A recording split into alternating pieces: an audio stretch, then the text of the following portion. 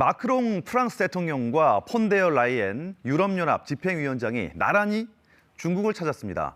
중국을 한때 체제적 경쟁자로 규정했었는데요. 유럽의 정상들이 이제는 앞다퉈 시진핑 국가주석과 만나고 있습니다. 유럽이 중국에 다가가는 이유, 또 그런 유럽을 마다하지 않는 중국의 속내, 과연 뭘까요? 지구촌 돋보기에서 황경주 기자와 알아보도록 하겠습니다.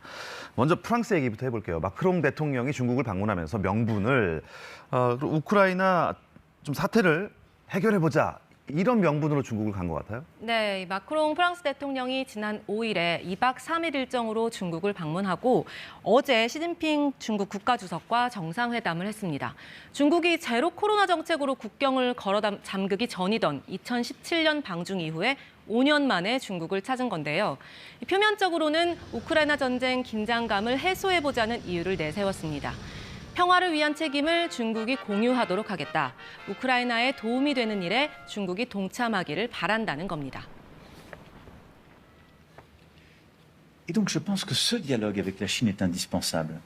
Parce que nous, Européens de l'Union européenne, nous aurions tort de laisser l'exclusivité du dialogue à la Chine à d'autres Européens continentaux que sont les Russes. 두 나라 정상은 공동 성명도 채택하고 러시아와 우크라이나의 평화 협상과 핵무기 사용 반대 등을 촉구했습니다. 액면 그대로 보면 세계 평화를 위해서 방문한 것 같은데 속내가 그것만 있는 건 아니겠죠? 네, 이 익명을 요구한 프랑스 정부 관계자가 워싱턴 포스트와 인터뷰를 했는데 이번 방문으로 중국이 근본적으로 입장을 바꾸진 않을 거다.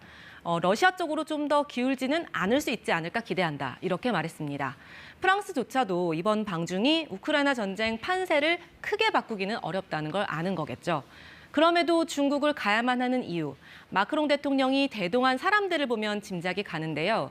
루이비통, 에어버스 등 프랑스 유명 기업 CEO가 무려 60명 정도 이번 방중에 동행했습니다. 마크롱 대통령이 직접 중요한 거래 몇 건이 성사될 거라고 언급까지 했습니다. 속내는 무역 활성화라는 겁니다. 这个全球化的时代啊，这个互相依赖的时代啊，他们不赞成脱钩啊，希望能够继续加强和中国的合作。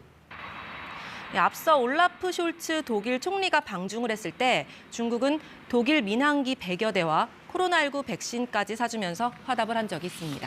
그런데 작년으로 기억이 나는데요. 당시 독일 총리가 방중했을 때 유럽연합에서는 좀 비판을 했습니다. 너무 자국 이익만 꾀하는 거 아닌가. 그런데 이번에는 유럽연합 정상까지 중국을 방문한 거예요. 좀 많이 바뀐 것 같습니다. 네, 이 올라프 숄츠 독일 총리가 중국을 간 건 지난해 11월이었죠. 이 시진핑 주석이 사면임을 확실시한 직후에 발빠르게 움직인 거였는데요. 당시 유럽 내부에서 비판이 상당했습니다. 유럽이 한데 뭉쳐서 체제적, 경제적 경쟁자인 중국을 견제해야 하는데 자국의 무역 이익만 보고 이기적으로 군다는 거였죠. 그런데 이번에 마크롱 대통령뿐 아니라 유럽연합 정상까지 중국으로 향했고 세 사람이 3자 대면까지 하면서 이런 기조가 좀 달라진 게 아니냐 이런 조심스러운 관측이 나옵니다. 중국은 2년 전에 미국을 제치고 유럽연합의 최대 무역 파트너로 올라선 상황이기 때문입니다.